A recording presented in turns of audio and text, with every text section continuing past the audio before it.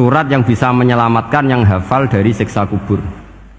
Pokoknya singkat cerita, ada orang itu fasik, mungkin ya layak disiksa.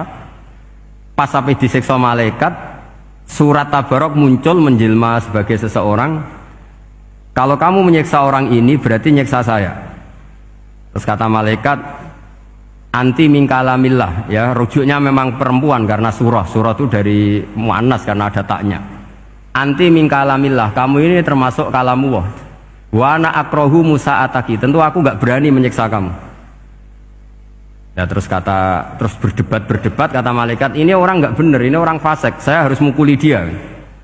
Kata surat Tabarok, sak fasik-fasiknya aku itu ning atine. Kena nyiksa dekne nyiksa aku. Wahnya debat karena nggak ada mahkamah konstitusi. Terus walhasil terus malaikat bilang gini, ya sudah kita lapor kepada Allah Subhanahu wa taala. Lapor, akhirnya surat Tabarok ini cerita ke Allah, ya Allah, ini orang setiap kali datang ke saya dari sekian surat-surat yang ada di Quran, orang ini milih saya, yang dipelajari ya saya, yang dihafalkan juga saya. Ini kata surat Tabarok kepada Allah.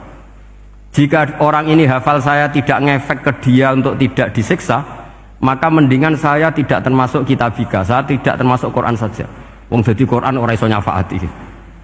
Terus kata Allah, lho kowe kok emosi kata Allah. Ya harus emosi dong Gusti. Masa wis dadi Quran kok gak iso nyafaati sing apal. Terus kata Allah, wis pek aman. Makanya terus banyak orang ngapalkan surat Tabarok. Ya ini sekaligus ijazah nih. Untuk meradam kemarahan malaikat niku apal surat Tabarok. Syukur-syukur apal 114 surat. Oh niku malaikat sinten mawon pun kena ini. Cukup apal Tabarok. Sehingga adatnya orang-orang Jawa selain apal Yasin itu apal Tabarok. Nah saya itu lama sekali mempelajari bab ini. Ternyata di antara pokoknya itu satu, karena malaikat itu kena aturan fikih. Nggih imut nggih, malaikat itu juga kena aturan fikih. Jika orang hafal Quran itu haram disadui, kita haram menghinakan, maka malaikat juga kena aturan tidak boleh menghinakan orang yang hafal Quran. Dan alhamdulillah di banyak syurahul hadis, hafal Quran itu maknanya tidak harus hafal semuanya. Orang boleh hanya hafal Tabarok, boleh hanya hafal Waqiah. Itu kalau kamu hafal betul, surat ini juga bisa berdiri sendiri mensyafaati Anda. Kayak ini surat Tabarok, beliau matur kepada Allah Subhanahu wa taala. Redaksinya gini, inna fulanan amida ilayya min baini kitabika fata'allamani wa ta'alani. Jadi dari sekian surat yang ada di Quran, orang ini selalu milih saya ya Allah.